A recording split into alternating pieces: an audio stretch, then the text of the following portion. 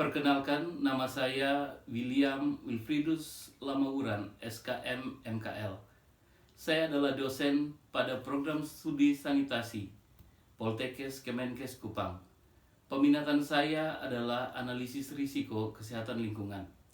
Pada video kali ini, saya ingin menjelaskan mata kuliah yang saya ampu, yaitu mata kuliah pengelolaan limbah cair.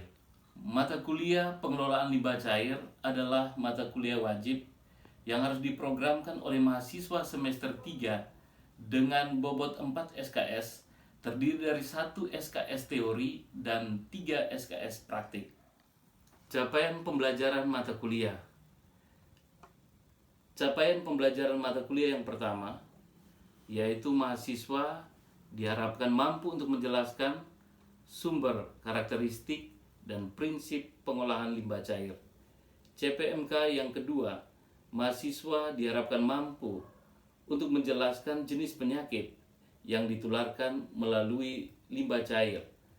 CPMK yang ketiga, mahasiswa diharapkan mampu untuk menjelaskan prinsip pengolahan kotoran manusia. CPMK yang keempat, mahasiswa diharapkan mampu mempraktikkan penggunaan instrumen pengawasan jamban keluarga. CPMK yang kelima, mahasiswa diharapkan mampu untuk menjelaskan prinsip pengolahan kotoran manusia. CPMK keenam, mahasiswa diharapkan mampu mempraktikkan perhitungan kapasitas jamban rumah tangga dan jamban komunal. CPMK yang ketujuh, mahasiswa diharapkan mampu untuk mempraktikkan pemeriksaan kualitas fisik dan kimia limbah cair. CPMK yang ke-8, mahasiswa diharapkan mampu untuk merumuskan dan mengidentifikasi jenis penyakit yang ditularkan oleh limbah cair. CPMK yang ke-9, mahasiswa diharapkan mampu untuk mempraktikkan perhitungan dan pendesainan bangunan resapan. CPMK yang ke-10, mahasiswa diharapkan mampu untuk mendesain pengelolaan limbah cair melalui pengolahan awal, pengolahan tahap pertama, pengolahan tahap kedua, dan pengolahan tahap ketiga. CPMK yang ke-11, mahasiswa diharapkan mampu untuk mempraktikkan uji perkolasi. CPMK yang ke-12, mahasiswa diharapkan mampu untuk mempraktikkan pemasangan instalasi pengolahan limbah cair melalui jaringan perpipaan dan pompa air, bak penampung, dan saluran pembuangan dan bangunan resapan. CPMK yang ke-13, mahasiswa diharapkan mampu untuk mempraktikkan uji penggunaan debit air. CPMK 13, mahasiswa diharapkan mampu mempraktikkan uji pengukuran debit air limbah. Materi pembelajaran atau pokok bahasan terdiri dari 1. Sumber, karakteristik, dan prinsip pengolahan limbah cair. A. Pengertian limbah cair. B. Sumber air limbah. C.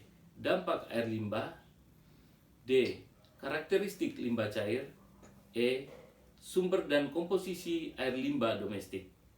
2. Jenis penyakit yang ditularkan melalui limbah cair. 3. Prinsip pengolahan kotoran manusia terdiri dari A. Pengaruh tinja terhadap kesehatan dan lingkungan. B. Rantai penularan penyakit melalui tinja. E. Karakteristik tinja manusia. D. Faktor-faktor yang perlu diperhatikan dalam perencanaan pembuangan tinja manusia. E. Pola pencemaran bakteri dan kimia dalam tanah. 4.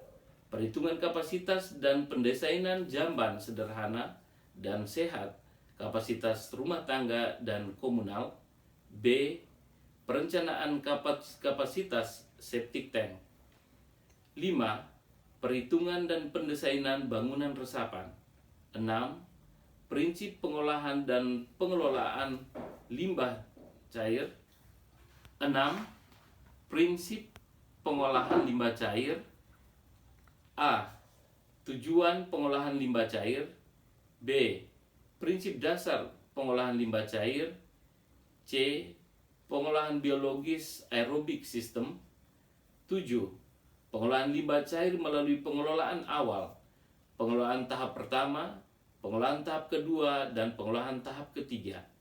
8. Prinsip penggunaan instrumen pengawasan sarana jamban keluarga atau inspeksi sanitasi jamban keluarga. 9. Pelaksanaan uji perkolasi. 10. Pengambilan sampel dan pemeriksaan kualitas fisik dan kimia limbah cair terdiri dari A. Pengambilan sampel dan pemeriksaan kualitas fisik air limbah, yaitu suhu, bau, warna, rasa, kekeruhan, TSS, dan TDS. B. Pengambilan sampel dan pemeriksaan kualitas kimia limbah cair terdiri dari parameter BOD dan COD. 11.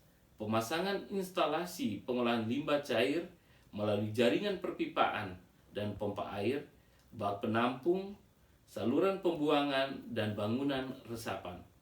Metode pembelajaran terdiri dari pembelajaran luring, pembelajaran di laboratorium, dan juga pembelajaran di lapangan. Penilaian. Bobot penilaian terdiri dari tugas 20%, ujian tengah semester 30%, dan ujian akhir semester 50%.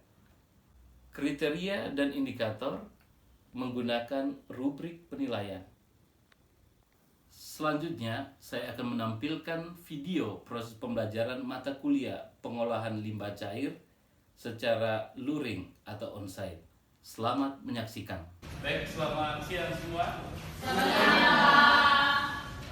Pada siang hari ini kita kembali bertemu pada mata kuliah pengolahan limbah cair. Dan hari ini kita akan membahas materi atau pembahasan pengantar pengolahan limbah cair yang berkaitan dengan sumber, karakteristik, dan bentuk pengolahan limbah cair. Jadi ini merupakan sekarang kita lihat limbah cair rumah tangga, yaitu berasal dari kamar mandi, kasur, dari mana? Dari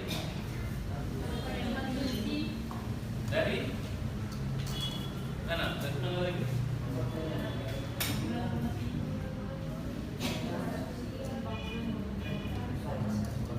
Ya.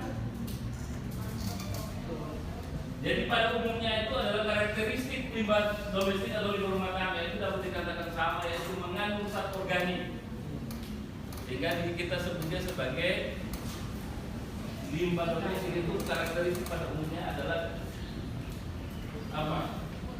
mengandung bahan organik. Jadi bahan organik baik yang itu baik yang terlarut. Yang terlarut itu maksudnya apa? Siapa bisa menjelaskan? Bahan yang terlarut itu artinya apa? Artinya dia seperti apa? Atau kasih contoh yang terlarut itu misalkan apa? Misalnya apa tadi? Gula dicampur dengan air. Gula yang tadi padat bisa dilihat, bisa diraba, tetapi kalau sudah dicampur dengan air panas atau air hangat, gula itu tidak lagi kelihatan secara fisik, tidak bisa dilihat, tidak diraba, tetapi dia sudah menyatu dengan air. Itu disebut sebagai gula yang larut dalam air. Gula yang larut dalam air. Bagaimana apa yang dimaksud dengan yang tersuspensi?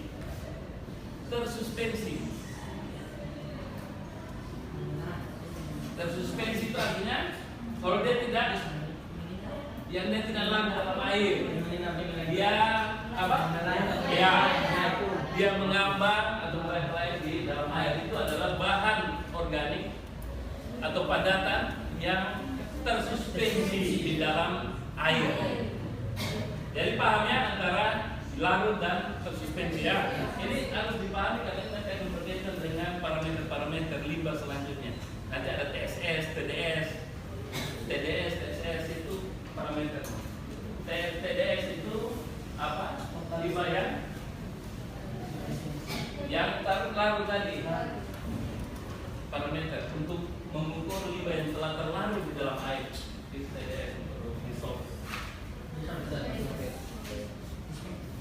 Ya, benar. Kemudian TSS apa? Total artinya bahan padatan yang tersuspensi di dalam air. Baik. Jadi limbah karakteristik limbah bahan limbah cair di rumah tangga itu lebih banyak dari bahan organik. Soalnya orang apa dari kegiatan-kegiatan gitu ya, kegiatan dari mandi, musika, dari pengolahan makanan.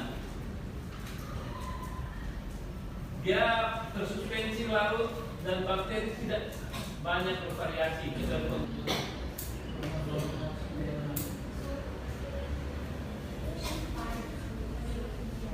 Bau, warna, rasa, kekeruan dan suhu. Jangan lupa. Kalau karakteristik kimia misalnya apa? Tadi ya, pH itu apa? Untuk melihat apa? Ya, nah, sama. Biasa, nah yang nanti kita lihat parameter. Terus apa lagi? Daya antar listrik, bisa. Daya antar listrik pada air. COD, COD itu apa?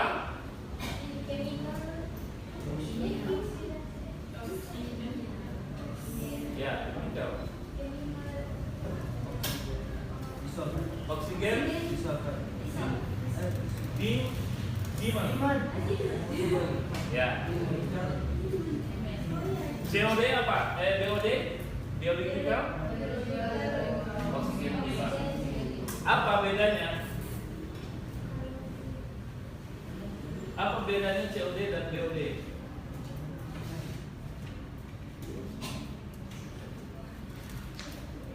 Kalau BOD adalah kebutuhan oksigen terlarut ya oleh bakteri yang terdapat di dalam air limbah.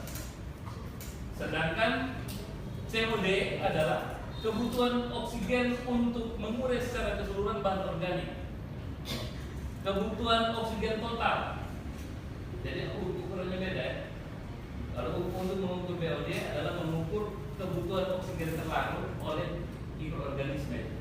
Jadi kalau mengukur BOD kita mau mengukur seberapa banyak mikroorganisme yang terdapat di dalam kebutuhan oksigen oleh mikroorganisme yang terdapat dalam satu limbah.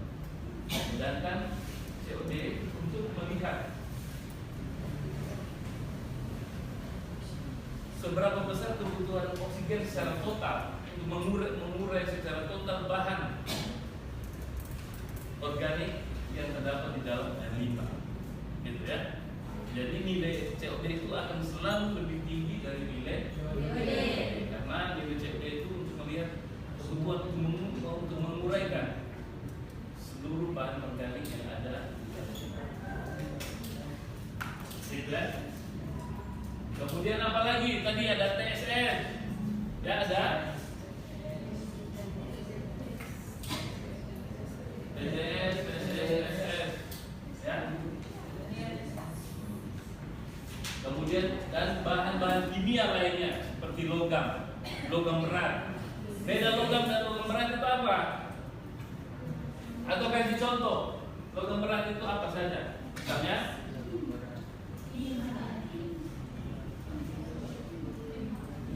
logam berat itu misalnya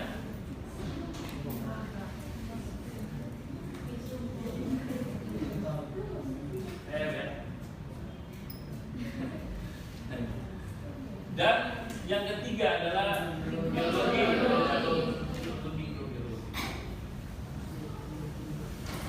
Misalnya apa? Ekoli itu masuk dalam apa? Golongan bakteri. Kemudian ada apa lagi? Virus itu misalnya virus apa?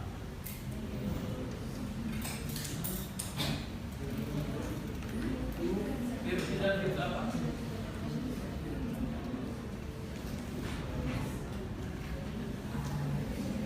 kalau kita karakteristik, misalnya limbah di rumah sakit, itu banyak mengandung virus karena misalnya dari perawatan penyakit menular. Air limbah dari perawatan penyakit menular itu banyak mengandung. Biasa apa? Kalau TB, TBC itu bisa apa? Virus apa? Hepatitis bisa. Apa lagi?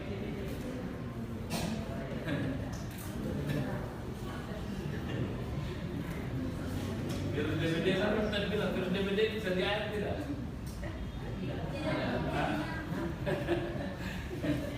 Nanti belajar ya, nanti saya tanya Pak Andi. Sudah.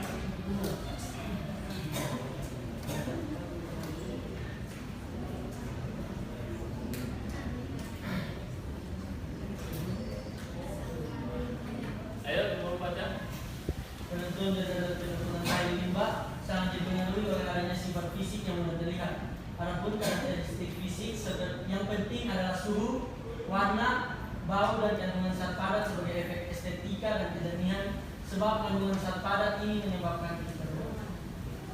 Jadi semakin banyak zat padat yang terlarut maupun yang tersuspensi di dalam jadi jernih, itu adalah pekerjaannya mikroorganisme bakteri yang ada di dalam air. Jadi dalam konteks pengolahan limbah kita melihara bakteri pengurus. Nanti makanya kalau dalam pengolahan limbah itu kita kenal dengan berbagai metode untuk pengolahan limbah itu memelihara bakteri, baik itu dengan lumpur aktif, baik itu dengan bentuk media-media, biofilm dan sebagainya. Itu hanya fungsinya adalah menghidupkan bakteri pengurus. Semakin banyak bakteri pengurus, semakin banyak bahan organik yang diurek di dalam air limbah, maka kebutuhan oksigen oleh bakteri itu semakin tinggi. Sehingga kalau kebutuhan oksigen itu semakin tinggi, maka limbah itu cenderung akan lebih temperaturnya menjadi lebih tinggi. Jadi tinggi karena ada proses degradasi, ada proses penguraian itu. Jadi selalu suhunya itu biasanya lebih tinggi. Makanya parameter suhu itu menentukan karakteristik daripada limbah. Temperatur itu coba baca.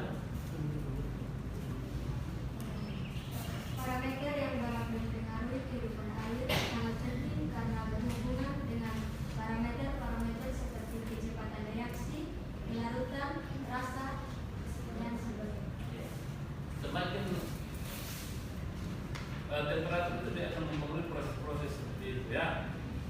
Jadi parameter untuk kecepatan reaksi, jadi semakin tinggi suhu maka akan semakin cepat reaksi kimia yang terjadi. Jadi sebenarnya bahan kimia yang sebenarnya sifatnya biasa, tetapi karena dia bereaksi dengan baik itu dengan udara atau dengan zat kimia lainnya, maka dia akan membentuk satu zat kimia yang justru lebih sulit diuraikan.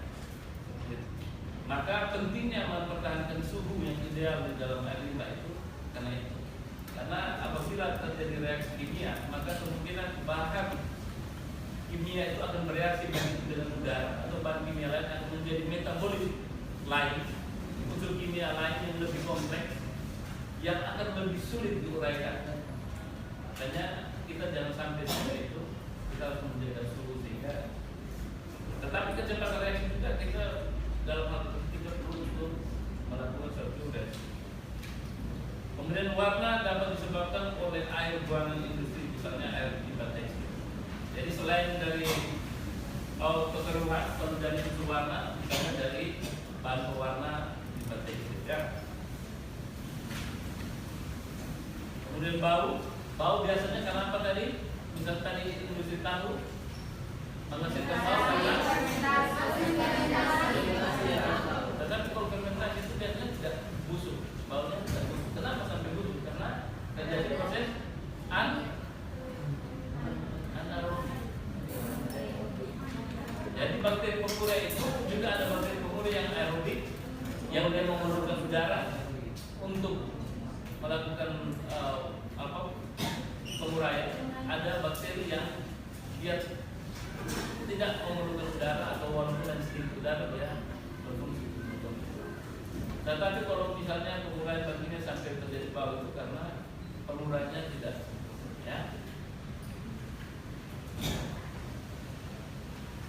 Karakteristik air limbah secara kimiawi. Ya, jadi secara kimiawi itu terdiri dari bahan-bahan kimia yang bersifat organik, pada zat organik. Ya, zat organik tadi seperti apa? Yang mengandung, kalau kita bicara organik itu bahan yang paling banyak mengandung unsur C. C itu apa? C apa? Karbon. Ya. Bahan organik itu biasanya bahan yang didominasi oleh unsur karbon. Kemudian bahan anorganik seperti logam, logam berat. Kemudian ada apa? Gas. Komposisi organik umumnya terdiri dari kombinasi unsur-unsur karbon. Dan ini, jadi ingat ini harus dicatat. Kalau jangan sampai orang yang bilang organik itu kenapa organik? Organik disebut organik. Nanti ada anorganik, ada organik. Organik disebut organik kenapa? Dia tersusun oleh unsur-unsur yang pertama adalah karbon, ini paling dominan. Kemudian hidrokarbon, hidrogen, dan oksigen. Bersama-sama dengan unsur hidrogen, sulfur, dan fosfor. Ini dia membentuk bahan kimia organik. Nah, lebih banyak didapat di mana unsur-unsur ini? Unsur-unsur karbon, hidrogen, oksigen ini, sulfur dan fosfor itu di dalam limbah rumah tangga, limbah pertanian dan limbah industri. Industri tentunya industri yang makanan minuman, ya, seperti industri tahu tempe tadi. Kemudian polusi organik dinyatakan dengan 3 parameter, yaitu apa? Yang pertama, baca. Theoretical oxygen demand adalah banyaknya oksigen yang dibutuhkan untuk mengurai semua zat organik yang berasal dari ruangan menjadi karbon dioksida. Ya, 2.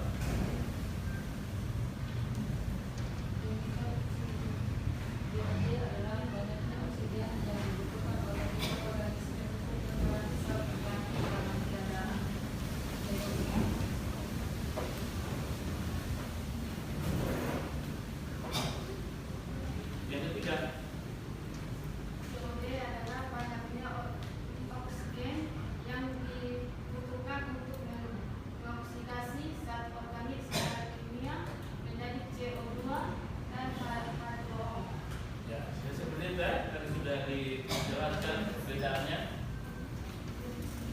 bahwa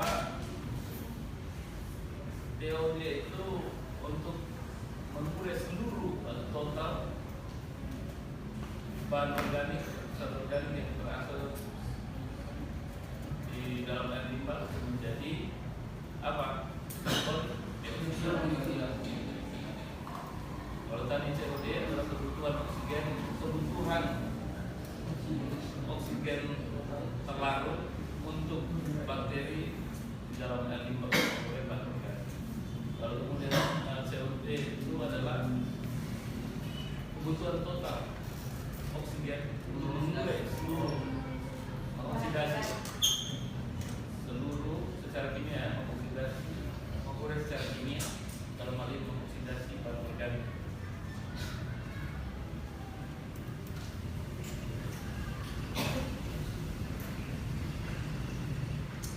Yang termasuk karakteristik biologi adalah apa tadi? Tahu itu kan banyak unsur fosfat. Itu pun sering dibuang ke kali sebelum itu dia ada lama kemudian akan membuat tanaman itu berpadat.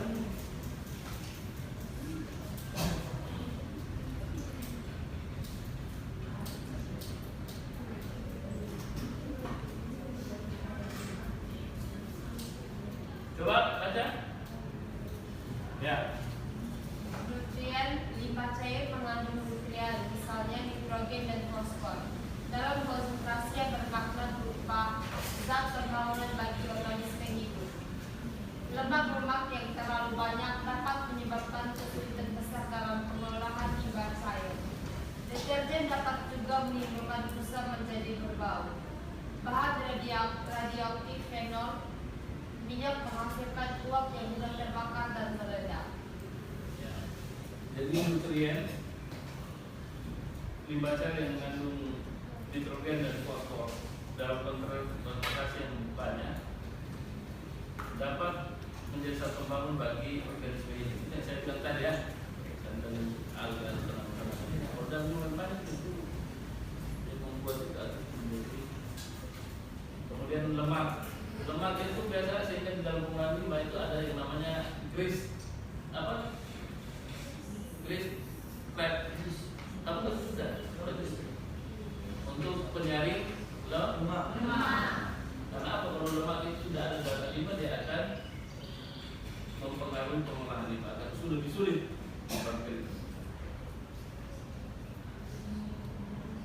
Nah ini contohnya, ini kita rangkumannya sumber domestik secara umum, yaitu secara fisik itu limbahnya keruh, suhunya itu biasa tinggi, cenderung bau dan berasa. Kemudian secara kimia bahannya bahan organik lebih dominan. Kemudian secara biologis mengandung mikrobiologi, baik itu virus, protozoa, bakteri. Kemudian di industri keruh suhu cenderung lebih tinggi, berwarna, bau dan berasa. Kemudian mengandung bahan tergantung dari bahan baku industri, organik atau anorganik ya. Kandungan mikrobiologi cenderung lebih rendah daripada limbah domestik. Kalau pertanian keruh, suhu cenderung lebih tinggi, bau dan berasa. Mengandung unsur organik bahan kimia dari pupuk dan pestisida. Mengandung mikroorganisme seperti spora dan jamur. Nah, ini bentuk pengolahan yang limbah juga ada 3, yaitu pengolahan secara fisik, terdiri dari satu apa? Penyaringan,